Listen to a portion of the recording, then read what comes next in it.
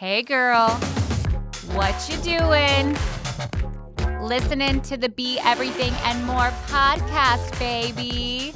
Let's fucking go. Welcome to the Be Everything and More podcast. This episode is for you if you are the kind of female founder that has 47 tabs open on her computer at all times. Maybe you have like 6 Post-it notes on your desk of different ideas that you're working on simultaneously. Or maybe you keep your running to-do list in the notes app of your phone and still manage to end the day feeling like you got nothing done. This would be called a neurospicy entrepreneur. And I say that with love because, hi, it's me. I completely get this. And I have all the time been asked by not only my clients, but other followers and community members, like, what do I do if I'm the kind of business owner that constantly has new ideas, that feels a little bit overwhelmed because there's a million things to do at any given time, but yet I am always excited about something?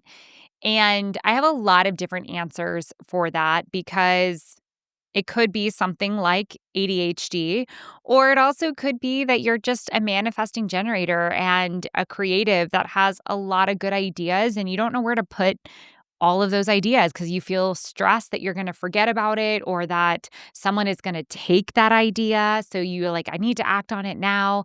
Maybe you're a little bit impulsive. Whatever it is, this episode is not meant to shame that or diagnose you in any way. It's supposed to help you understand that being a little neurospicy and uber creative is actually your magic. It's a huge, huge, huge gift, and it's why people come to you.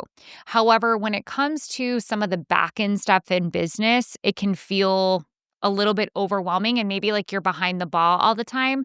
So I thought about what are some of the things that I've learned over the last couple years going down this pathway of discovering what it means to be ADHD in my 30s and an entrepreneur and a mom of a little neurospicy, and how I've managed to really stay driven and organized and really focused.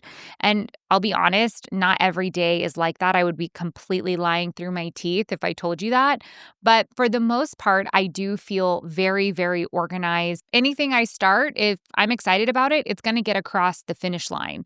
And I think that's really where many entrepreneurs either get stressed out in their business or build a lot of negative self-talk or limiting beliefs, is that they have great ideas. Like, your ideas are really awesome, but you don't let them get to fulfillment. And so you feel potentially like a failure, for lack of a better term. And that's no fun to feel that way, especially when you are a leader and you are unique with the way your brain is wired. So I wanted to share a couple of things with you that I think you might find really helpful. I was officially diagnosed with ADHD when I was 33. And it's funny because growing up, I always thought ADHD, like in my mind, I pictured rambunctious little boys. I don't know why. I mean, now I know, having a girl and being a girl, that women often really go undiagnosed with ADHD. Um, and it just wasn't a thing in the 90s. Like, hey, where are my 90s babies at? Or I'm an 80s baby, but grew up in the 90s. And ADHD just wasn't like a conversation. And if it was, you were a super hyperactive boy and they gave you Ritalin and that was like the answer to it, right? And it meant that you were, you were misbehaving, you were loud, you were hyper. And while I've always been a little bit loud and hyper, I always knew how to like dial that in. And for the most part, when I get excited about something, I can be really focused. So ADHD actually seemed like it wasn't for me. Like, it wasn't like something that was going to help as a diagnosis. And it wasn't until about a few years ago when, like, I would say maybe, as I'm 38 now, I got diagnosed at 33. I would say maybe 8 years ago, around 30, um, there was a lot of talk, especially in the entrepreneurship community about ADHD.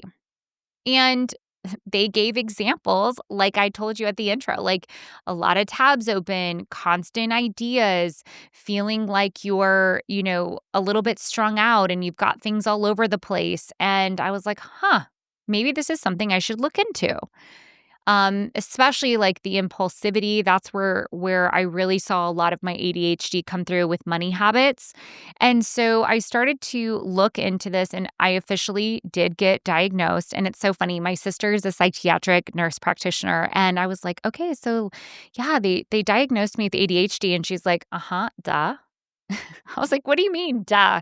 She's like, you've been ADHD like literally your entire life. And I was just curious if one day you'd actually, find that out about yourself or if that was something you would ever explore. So it was nice to have validation from someone like my sister who knows me so well, who was like, yeah, exactly. And again, it wasn't about the diagnosis, it was more about once I received the diagnosis, I had information. And it was like, your brain is wired in this way. And here's why you might have done X, Y, and Z. And it was like, oh my God, that's like normal. I did that because that is how my brain thinks. So again, your magic is how your brain thinks. You are literally wired different. It's why it's called being neurospicy, neurodivergent. Even if you're none of those things or don't subscribe to any of those labels, it might just be that you are a wild creative with amazing ideas, so much so that it feels like exhausting on how to execute on all of these things. Because sometimes too with all of these ideas, it's hard to decide like which ones are actually good ideas, which ones are just temporary, and which ones need to be looked at later. So, if you are that entrepreneur, I've got a lot of different like buckets that we're going to look at together today on how to actually stay organized, get your big ideas flushed out, but also what to do with new ideas that come and interrupt a flow that you're working on. The first thing I want to look at is how does actually being a little bit neurospicy show up in my business? One of the things that I noticed early on was like the shiny squirrel syndrome. So this was something that, how they're always like squirrel, right? And I would have like a really good idea and then I would get another idea because it would build on that idea. And all of a sudden I was looking at like 5 ideas. And so that is something that if you experience this episode again is going to be really helpful. It also might look like distractions. Like maybe you say, I'm going to go in and log into my flow desk. This literally just happened to me yesterday. This is why it's an example. I'm going to log into my flow desk and then I'm going to, send this email. Well, I couldn't figure out how to do something. So I went over to YouTube to research how to do it. All of a sudden, I was down this like entire rabbit hole on a makeup tutorial. So that is neurospicy at its best, is like picking up your phone and like getting distracted or Googling something and then forgetting what you were doing. So that to me, that's how it shows up in my business a lot. It also might show up in your business if you struggle to kind of like stay inside the lines or the boxes, following the rules, listening to like have someone tell you what to do and how to do it. That can absolutely be some ways that it shows up in your business. It also might look like the inability to follow through. Like you have good intentions. Maybe you tell your client, like, hey, I'm going to send you this thing later. And you absolutely mean to do that, but you completely forget. That happens to me often, and I've had to set up systems so that I don't do that because here's the thing, like, neurospiciness, it is our greatest gift, but also when people are paying us as clients, it's important that we do follow through and we give them the things that we say that they need. And every once in a while, of course, we're going to forget, we're humans. But the more we can build in like automations and systems and reminders, the more we can relieve ourselves of that mental bandwidth that it takes up and then actually empower our clients because we're giving them the thing that we said that we were going to do. And I think that's a really important thing to do for ourselves to build up our self-esteem and our credibility. And then also, of course, like the people who pay us to be in our containers to give them what it is that we promise them. The way this shows up as a strength in my business for me is a lot of creativity, thinking outside of the box. I can solve problems really quickly, mostly because I've messed up a lot and I have done a lot of stuff with trial and error because impulsivity and spontaneity are kind of part of this. So I don't think as much about the risk or what could happen. I'm just like, I'll figure it out later. And I do think that that is a little bit of a gift, in my opinion, especially as entrepreneurship. I think that being a little too afraid of risk can keep you stuck. Now there needs to be like that subtle edge, and I really want to talk about that edge because I think that there is the difference of um being neurospicy and then being on the other side like neurotypical, right? And then what is that beautiful like fine line between where you can get those structures and balance, but then also really like let your freak flag fly and let your creativity like go through the roof. So, um, those are going to be your strengths. You're also maybe high energy, and maybe people like me, they've called me the Energizer Bunny. I know that to me, that feels a lot of my hyperactivity is part of this. And again, I think that that is my magic and the ability to do a lot of the things that I do. So yeah, if you recognize yourself in any one of those, I I would venture to guess that you are someone who could really benefit from some of the ways that I've implemented really great structures into my business. And again, it has allowed me to serve on a bigger level. And of course, my bottom line has grown because I'm not having to manage that stuff anymore. I've mentioned this one already in this episode, but one of the number one things I have done to help me is automations. Automations are so, so, so helpful. I have a checklist of things I have to do at the beginning of every month on things that are automated that my community needs. The more I can set things up like send this message on this day at this time, or send this email, send this reminder, the more I can just like check done, get that out of my head, the more free and creative I feel to engage with my community and like not constantly be paranoid that I'm going to forget something or let something down. So automation is 1,000% key. The second thing is also a nugget of gold that I like. Maybe if you do nothing else with this episode, but you do this one thing, especially as a really high creative, is to have a parking lot for your ideas. And what I mean by that is maybe it's a certain like Google Doc, maybe it is the Notes app on your phone, although that is a gray area because if your notes apps look anything like mine, not a good place to put this. Maybe it's an ideas journal. But what happens is when we have these new ideas and we don't get them out of our body somewhere, we're constantly like buzzing on it. We're thinking about it. And what it's doing is distracting us from the current task at hand or the current thing that we're working on. And so what's nice is like just knowing if I write this down, I'm not going to forget about it. And I also know if there's one place that I put it, like I literally call it like the parking lot. If there's one place I can park this idea, I always know that I'm going to come back to this. And soon enough, when you start putting your ideas in a certain place, like you're going to realize, I'm going to tell you later what you can do with these ideas, but you're going to realize you're never going to run out of ideas. So stop feeling like one day these ideas are just going to stop coming, because that is your magic. That's your gift. That's how it's always going to be. And I think that having proof of that is really a big thing, because not only are you going to recognize, like, damn, I have some really good ideas. I also have some really like not so great ideas, but I'm also now not going to get worried that I'm going to forget about it. The other system I have created for myself and for clients is what I call my beam bricks. It is a 90-day like goal sprint. So basically, if you have a massive goal, let's say that you want to accomplish over a year or even 2 years, whatever it is, we break it down by months and then by weeks and then by days, so that you know exactly what your focus is every single day and you have a plan. I think that's one of the hardest things as a neurospicy person is if you don't have a plan, it's like daunting when you sit down to execute because you don't know what you're doing.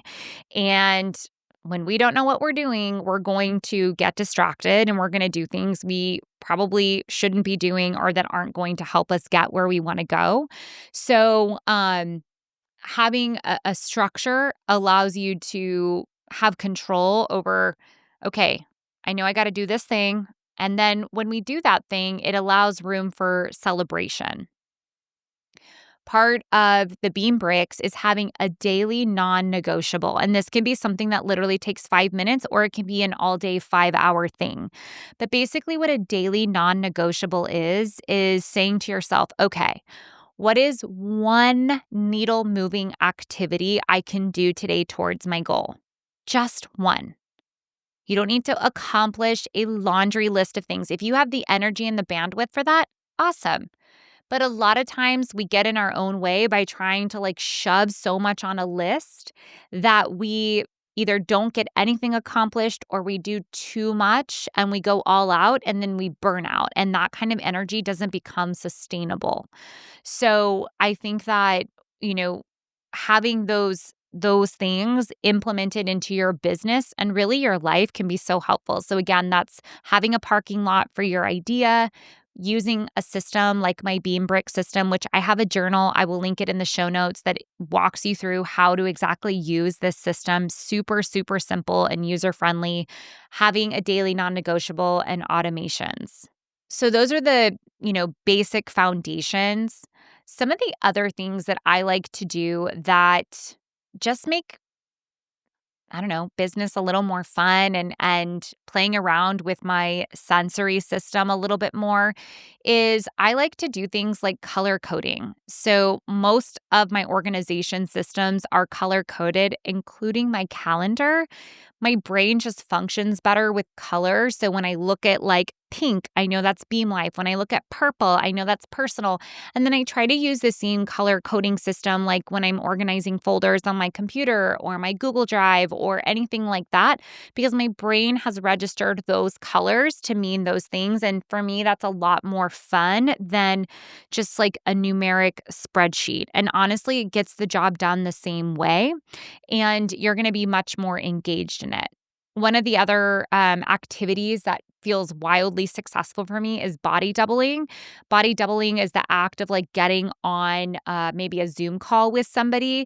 And we're actually about to do it tonight in my group coaching program, where we once a month do a planning session. And there's no coaching happening. We just all log on at the same time and we use 1 hour at the first or second day of the month to plan the month ahead. And we all get it done because it's the energy of being together and all doing an activity to progress our business. And maybe the way we're planning it looks different, but it's the act of being together and having that accountability like, hey, let's log on at this time, get this thing done. And it's just amazing what can happen when you implement that body doubling strategy. And I also use a lot of timers. I think those can be wildly successful. I actually got this idea when I have been doing some therapy stuff with my daughter, where it's like, okay, for 10 minutes, I'm going to work on content because I can do 10 minutes and 10 minutes allows me to just focus on that one thing for whatever set of time. And music. Playlists are epic, especially for using, binaural beats. That's something that can be really helpful. Classical music, all of that stuff. And maybe that's not your fancy. Maybe you want to listen to like rock or metal or pop, whatever is your vibe. That's fine.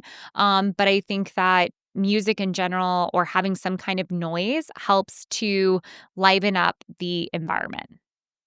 Okay. I told you that this episode was going to be action packed. And of course, like this is so neurospicy of me to give you all of these things. But I do want to leave you with the last three things that I think will be super, super beneficial if you can include it in some of the other strategies. So, one of the biggest questions I get is like, how do I know if this is an idea that I implement now or if it's for later? So, in that parking lot of ideas that you have, you can do a couple of things. So, the first thing is the 24-hour rule. So, I always say with any new idea, any new purchase you want to make, at least sleep on it for 24 hours. So, put it down in that idea book and then sleep on it for 24 hours. If you wake up feeling the same gung ho-ness about it, then yes, let it be something you consider. A lot of times, the excitement dwindles or you kind of get a sense like maybe this is something for later.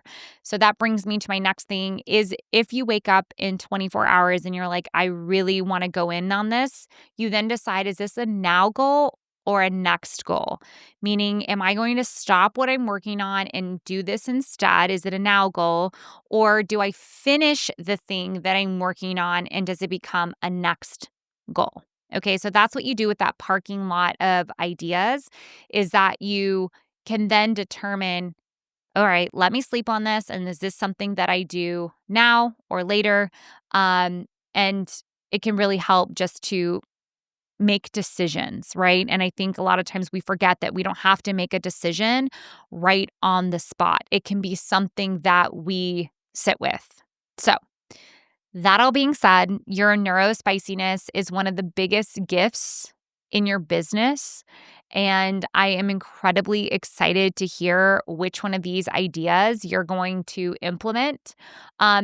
Please do not try to do all of them at one time. Again, I think that's one of the things that I get tripped up on is like, let's implement everything at once. We're going to color code. We're going to do the parking lot of ideas. We're going to do body doubling. And too many ideas at once, not a good idea. So pick one, implement it. Please DM me and let me know which one you choose, how it's working for you.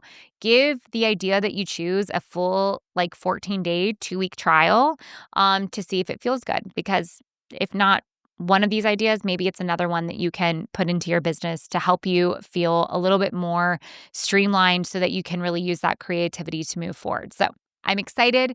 If you love this episode, please share it with another Neurospicy friend, review, subscribe, all of the things. And as always, I'm so happy you're here and grateful to be sharing space with you. I'll see you back here next week, babe.